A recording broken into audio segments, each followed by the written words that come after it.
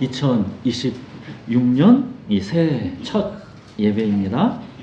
자, 이 새해 첫 말씀으로 우리 교회에게 주시는 말씀에 우리가 귀를 잘 열고 주목해서 우리가 함께 듣고 그런 시간이 되기를 바랍니다. 자, 우리가 계시록 4장과 5장은 이 하늘의 관점에서 이 땅의 현실을 해석하는 관제탑이다 그랬죠. 그래서 그 앞에서 7교회, 그러니까 이 땅의 현실을 먼저 본 다음에, 그죠? 이제 4장과 5장은 우리의 시선을 이제 하늘로 올려서 이 땅의 이 현실 세계 너머의 하늘의 실제를 보여주고 있는 것입니다. 우리가 지금 겪는 고난과 혼돈을 이 하늘의 보좌로부터 해석해야 우리가 지금 살아가는 이 땅에서의 삶에서 길을 잃지 않기 때문입니다. 자, 이제 우리는 4장에서 하늘 보좌 위에 앉아 계신 하나님을 우리가 보았고, 이제 5장에서는 사자이며 어린 양이신 예수 그리스도를 보게 됩니다. 자, 우리 본문을 같이 읽겠습니다. 계시록 5장 1절에서 7절까지 번갈아 읽겠습니다. 내가 보매 보좌에 앉으신 이의 오른손에 두루마리가 있으니 안팎으로 썼고 7인으로 봉하였더라.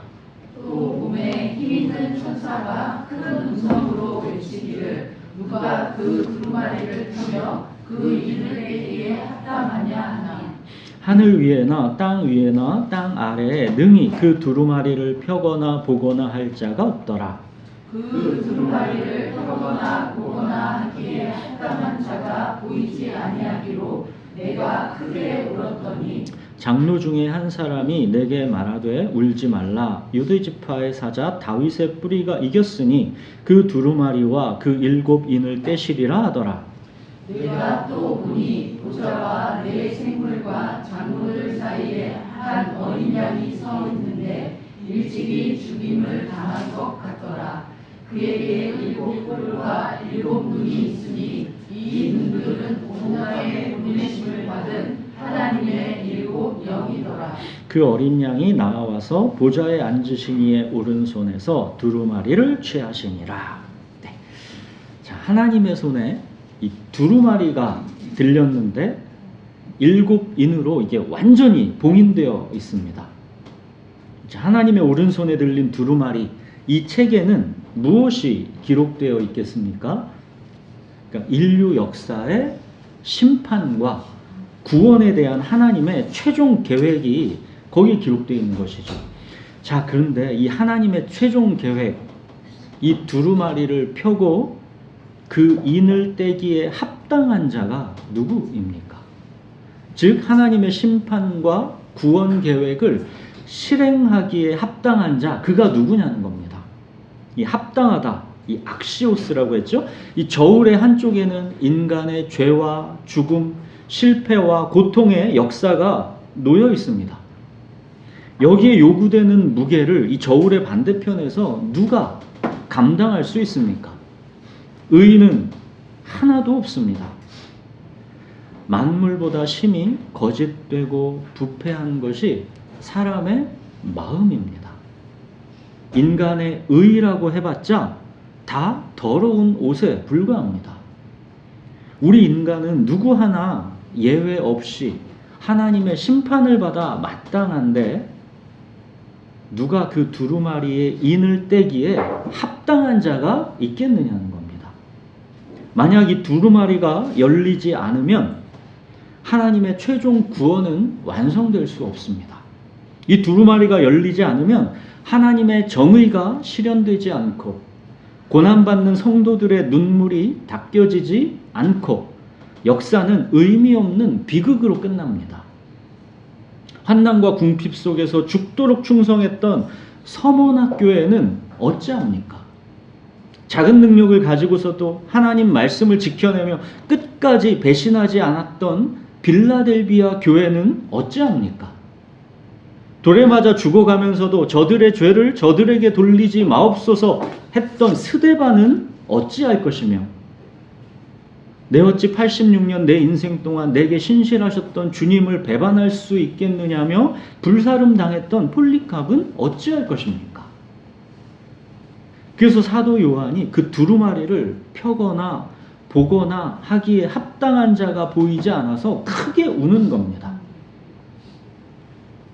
자, 이때 24장로 중에 한 사람이 요한에게 말합니다.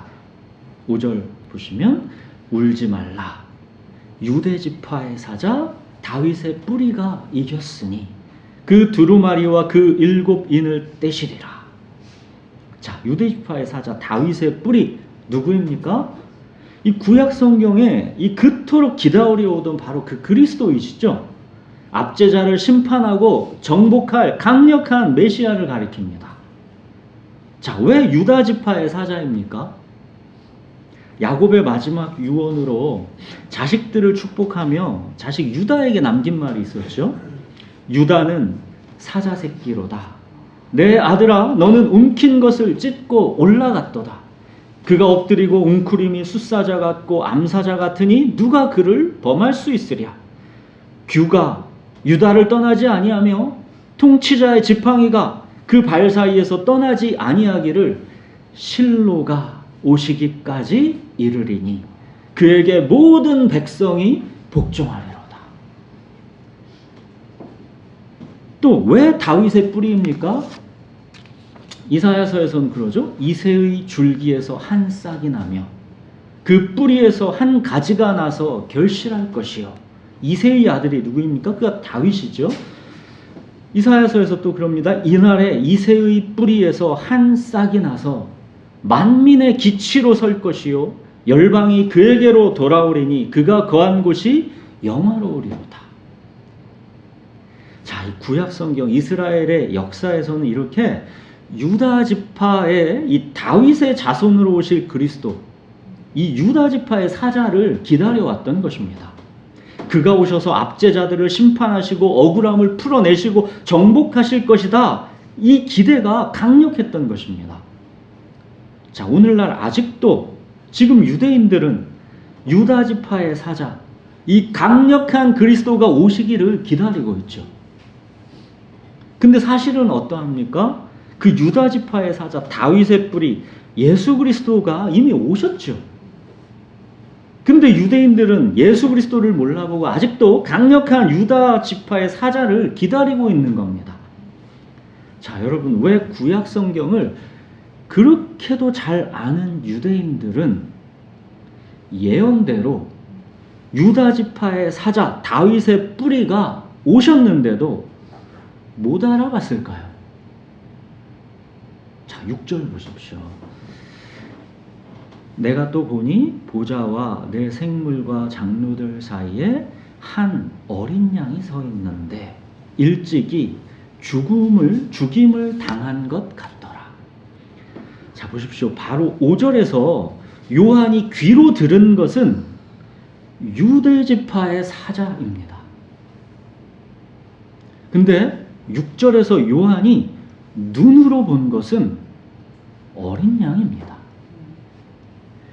귀로 들은 것은 사자인데 눈으로 본 것은 어린 양입니다. 바로 이것이 유대인들이 예수 그리스도를 알아보지 못했던 결정적인 이유인 것이죠. 사람들은 강력한 군사적 힘과 정복자의 모습으로 이 강력한 심판과 구원을 행하실 메시아를 기대했습니다. 근데 막상 예수 그리스도는 그런 모습이 아니었습니다. 로마와 싸울 의지도 없으셨고 정치적 권세에도 아무 관심이 없으셨고 시골 동네를 돌아다니면서 맹인, 나병 환자, 가난한 자, 죄인들과 어울리셨습니다. 그러고 십자가에서 죽으셨죠. 기대했던 유다 지파의 사자의 모습이 아니었던 겁니다. 심지어는 침례 요한마저도 오해하고 있었고 의심했지 않습니까? 침례 요한은 헤롯의 불의를 책망하다가 감옥에 갇혀 죽음을 앞둔 그 시점에 뭐라고 합니까? 오실 그이가 당신입니까? 침례 요한도 구약 성경의 말씀을 따라 유대 지파의 사자이신 그리스도를 기다려왔는데 아무리 생각해도 과연 예수님이 그 그리스도가 맞는가 싶었던 겁니다. 예수님의 제자들도 마찬가지였죠. 예수님이 마침내는 정권을 차지하고 로마의 압제에서도 풀어내 주실 것으로 그렇게 강력한 힘을 가진 정치적 메시아로 예수님을 기대했습니다. 그래서 자기들도 이제 곧 그 정권에서 한 자리씩 차지할 것으로 크게 기대하고 있었죠. 근데 예수님은 어찌 된 것인지 당신은 죽임을 당할 것이다 말씀하십니다. 제자들에게. 베드로는 그럴 수 없다면서 자기가 다 막아내겠다 그러죠. 그럼 베드로에게 예수님께서 뭐라고 하셨습니까? 사탄아, 내 뒤로 물러가라. 너는 나를 넘어지게 하는 자로다. 네가 하나님의 일을 생각하지 아니하고 도리어 사람의 일을 생각하는도다. 하나님의 일, 사람의 일. 사람은 사자의 강력한 힘을 기대했는데 하나님의 계획은 죽임당한 어린 양인 것입니다. 여기가 그야말로 충격인 것입니다. 귀로 들은 것은 사자인데 구약성경에서 그렇게 약속하신 분은 사자인데 우리가 눈으로 본 것은 죽임당한 어린 양.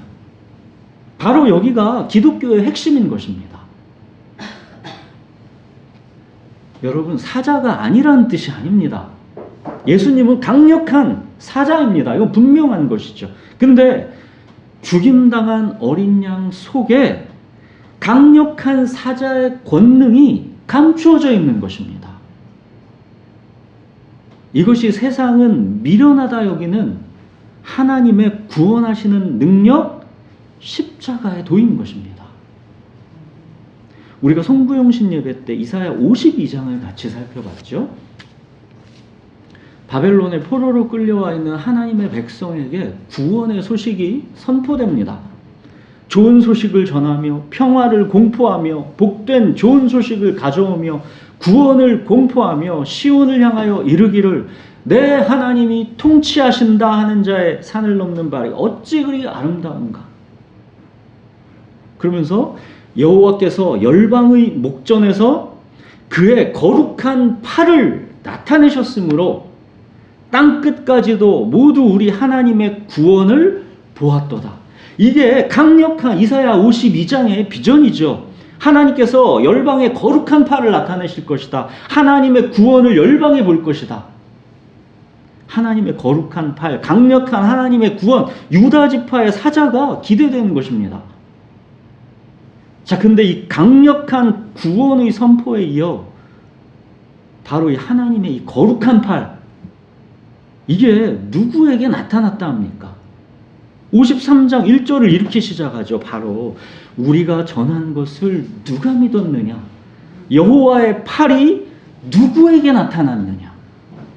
이게 생각지도 못한 반전입니다. 우리가 전한 거 누가 믿었겠냐? 여호와의 팔이 누구에게 나타났냐? 그는 주 앞에서 자라나기를 연한 순 같고 마른 땅에서 나온 뿌리 같아서 고운 모양도 없고 풍채도 없은즉 우리가 보기에 흠모할 만한 아름다운 것이 없도다. 그러니까 이사야 52장에서 강력한 유다 지파의 사자가 선포되었는데 실제로 그 위대한 구원은 53장에서 죽임당한 어린 양으로 나타나고 있는 것입니다. 우리는 다 양 같아서 그릇 행하여 각기 제 길로 갔거늘 여호와께서는 우리 모두의 죄악을 그에게 담당시키셨도다. 그가 곤욕을 당하여 괴로울 때도 그의 입을 열지 아니하였으며 마치 도수장으로 끌려가는 어린 양과 털 깎는 자 앞에서 잠잠한 양 같이 그의 입을 열지 아니하였도다. 사랑하는 여러분, 요한이 귀로 들은 것은 사자인데 눈으로 본 것은 죽임당한 어린 양입니다. 이 그림을 우리가 반드시 기억하고 있어야 합니다. 이거는 어린 양의 힘없고 유약한 패배주의 그런 거 말하는 게 아닙니다. 귀로 들은 사자의 이미지를 결코 잊으면 안 됩니다. 사자의 이미지를 우리가 귀로 들은 것 분명하게 우리가 기억하고 있어야 합니다. 죽임당한 어린 양을 몰라보고 아직도 강력한 사자를 기다리고 있는 유대인처럼 그렇게 되는 것도 안 되는 것이지만, 귀로 들은 사자의 이미지를 다 잃어버리고 어린 양의 이미지에만 유약하게 갇혀 있어도 안 되는 것입니다. 요한이 본 죽임당한 어린 양은 부활하여 살아 있습니다. 6절 보십시오. 어린 양이 죽은 상태로 누워 있지 않고 서 있지 않습니까? 이 부활의 강력한 힘, 이 어린 양의 모습 안에 숨겨져 있는 사자인 것이죠. 그에게 7뿔과 7눈이 있으니 이 눈들은 온 땅에 보내심을 받은 하나님의 7영이더라. 이게 어린 양의 모습입니다. 자, 7은 완전수다 그랬죠. 7은 7뿔은 그러니까 완전하고 강력한 왕권, 이 뿔이라는 건 왕권을 말합니다. 완전하고 강력한 왕권. 7눈은 온 땅을 통찰하시는 하나님의 완전한 영을 말하는 것입니다. 그러니까 이 죽임당한 어린 양 이 속에, 그 약함 속에 하나님의 완전한 능력이 감추어져 있는 것이죠. 바로 이 사자이신 어린 양께서 하나님의 오른손에서 이 두루마리를 취하신 것입니다. 하나님의 최종적인 심판과 구원 계획이 예수 그리스도를 통해 실행되는 것입니다. 사랑하는 여러분, 귀로 들은 것은 사자인데 눈으로 본 것은 죽임당한 어린 양이라는 것. 이 그림을 꼭 기억하십시오. 이 그림이 기독교의 핵심입니다. 왜 죽임당한 어린 양이어야 했을까요? 유다 지파의 강력한 사자로 하시지 왜 하필 죽임당한 어린 양이어야 했을까요? 자, 하나님 백성 괴롭히던 바벨론도 로마도 그 어떤 강력한 정복자들도 사자의 힘으로 무너뜨릴 수 있습니다. 이건 하나님께 참 쉬운 일입니다. 바벨론 로마를 무너뜨리는 건 하나님께 하나 어려운 게 아닙니다. 강력한 사자의 권능으로 그냥 해버리시면 되는 겁니다. 자, 그러나 우리 인간의 죄는 어떠합니까? 이게 사자의 힘으로 정복됩니까? 노아의 홍수 심판을 당했으면서도 나면서부터 악한 그 사람의 마음은 변하지 않지 않습니까? 바벨론의 포로로 끌려가서 70년의 고난의 풀무에서 이 백성이 단련되었지만 그럼에도 사람은 변하지 않지 않습니까? 죄는 인간의 의지와 존재 그 깊은 곳에 뿌리 내리고 있습니다. 사자의 힘으로 강압적으로 바꾸지 못합니다.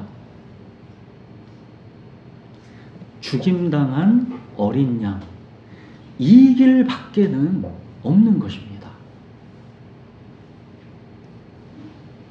내 백성이 나를 떠나 돌아섰지만 내 사랑이 내 백성을 포기 못하니 내 모든 것 내어주고 나 그들을 얻으리라.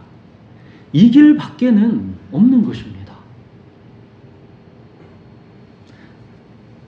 이렇게 하나님의 전능하심은 우리의 예상이랑 다르게 그 전능하심이 사자의 모습으로 나타나는 것이 아니라 죽임당한 어린 양의 모습으로 하나님의 전능하심이 나타나는 것입니다. 사랑은 오래 참고 이 오랜 고통의 사랑, 포기하지 않고 끝까지 사랑하는 것, 이것은 무능이 아니라 오직 하나님만이 하실 수 있는 전능하심입니다. 절대 지지 않고 끝까지 포기하지 않는 사랑, 이 하나님의 전능하심이 마침내는 한 사람의 예배자를 빚어내시는 것입니다. 이게 강력한 사자는 할 수 없는, 죽임당한 어린 양만이 하실 수 있는 하나님께는 어려운 일입니다. 사랑하는 여러분, 26년 새해의 첫 예배입니다. 올 한 해 이 그림을 기억하십시오. 귀로 들은 것은 사자이나 눈으로 본 것은 죽임당한 어린 양이라는 것. 어느 한쪽에 갇히면 안 됩니다. 사자만 기대해서도 안 되고 어린 양에만 갇혀 있어도 안 되는 겁니다. 사자의 심장으로 어린 양의 길을 가는 것, 이것이 우리의 부르심입니다. 내 안에 사시는 그리스도, 사자의 심장, 이것이 우리의 새로운 정체성이죠. 그리스도 안에 있는 자의 담대함이죠. 우리에게 사자의 심장을 주셨습니다.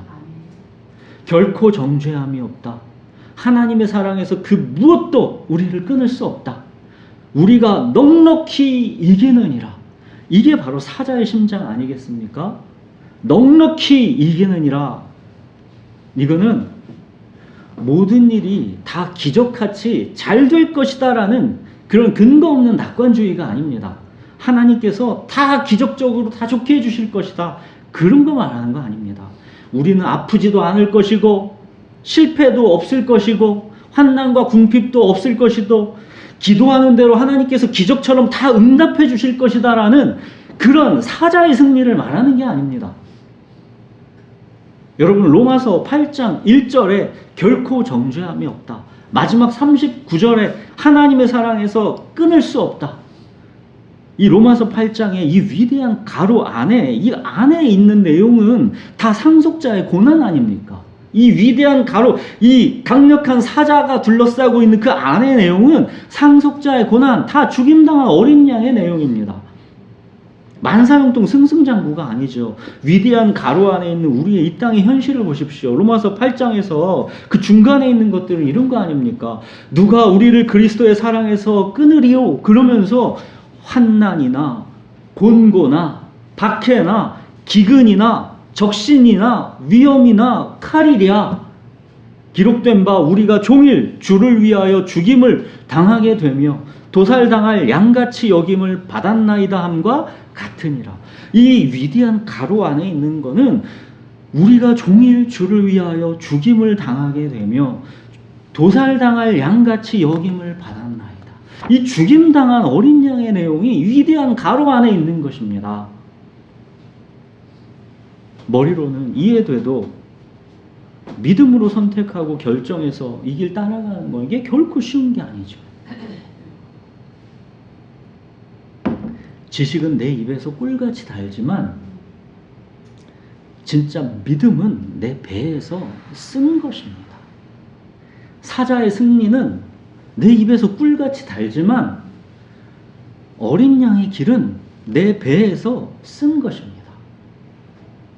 우리는 만사형통 승승장구의 사자의 길을 가고 싶지 죽임당한 어린 양의 길로 따라가고 싶지는 않은 것이죠.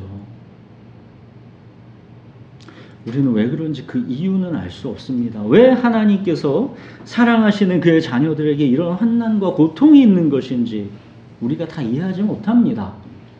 우리가 환난과 고통의 이유를 다 이해할 수는 없습니다. 근데 분명한 거는 하나님께서 창세전에 택하시고 부르셔서 자기 아들을 내어주셔서 구원해내신 그리스도인의 이 땅에서의 삶은 그 누구도 환난과 고통에서 면제받지 않는다는 것입니다. 나는 여호와이니 이는 내 이름이라. 나는 내 영광을 다른 자에게, 내 찬송을 우상에게 주지 아니하리라. 하나님은 상속자의 고난을 통해 한 사람의 예배자를 빚어내시고 그에게서 영광과 찬송을 받으시는 것, 이거 절대 양보하지 않겠다라는 겁니다. 하나님의 사랑은 그만큼 확실하고 강한 것입니다. 고난을 면제해 주지 않아도 될 만큼 그렇게 이미 우리에게 확정해 주신 그 사랑은 확실하고 크고 강한 것입니다. 하나님의 사랑은 절대 지지 않는 것입니다. 우리는 이런 사랑이 없기 때문에 지지요. 아이가 해달라면 해주고 지지요. 우리는 하나님처럼 크고 강하지 않기 때문입니다. 하나님처럼 그런 절대 지지 않는 사랑으로 확고하게 서 있지를 못하기 때문입니다. 사랑하는 여러분, 2026년 이 새해 첫 예배, 우리 교회에 주시는 말씀. 자, 귀로 들은 것은 사자이나 눈으로 본 것은 죽임당한 어린 양이라는 것. 이 그림을 올 한해 꼭 기억하십시오. 유다의 사자로 기대되었던 예수님이 죽임당한 어린 양으로 사셨듯이 우리의 부르심도 기대와 다릅니다. 세상은 내 행복과 자기 실현, 이 사자의 승리를 최고의 가치로 여기지만 예수님은 자기 부인의 길, 이 어린 양의 길로 우리를 부르십니다. 누구든지 나를 따라오려거든 자기를 부인하고 자기 십자가를 지고 나를 따를 것이니라. 철저하게 자기밖에는 사랑할 줄 모르고 모든 것을 자기를 중심으로 왜곡되게 해석하는 지독한 죄인들인 우리가 자기가 옳다는 생각, 자기는 그럴 이유가 있었다라는 정당성, 자기 연민, 자기 편하고자 하는 마음, 이런 자기를 부인한다라는 것은 그야말로 이게 죽임당한 어린 양의 길인 것이죠. 자, 그리고 내 자존심을 건드린 사람, 나를 존중하지 않는 사람, 나를 은근히 이용하려고 하는 사람, 나와는 기질적으로 안 맞아서 불편한 사람, 자기밖에는 모르는 계산적이고 이기적인 사람, 인간적으로 매력적이지도 않고 애착이 잘 안 가는 사람. 근데 이 상황에서 사실은 문제가 그 사람이 아니라 자기 생각, 자기 감정, 이 자기를 부인하지 않는 사랑 없는 교만한 나에게 들보가 있다라는 것. 그걸 인정하고 오히려 그를 위해 오랜 고통을 기꺼이 감수하고 나를 내어주는 사랑에 순종하는 것.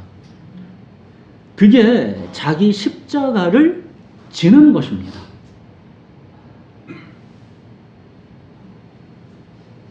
이건 지금 당장 내 마음 편하자고 서둘러서 화친하는 게 아니라 때로는 진짜 굉장한 불편과 긴장도 그를 위해서 감수하는 것입니다. 이게 진짜 자녀 교육할 때 가장 어려운 부분 아닙니까? 자기 십자가는 내가 애착하는, 수고하고 사랑할 대상을 내가 선택하는 것이 아니라 내 모든 상황을 주관하시는 주님께서 내 상황 속에서 주어 주시는 것을 지게 하시는 십자가를 그냥 내가 받는 것입니다. 이거야말로 죽임당한 어린 양의 길인 것이죠.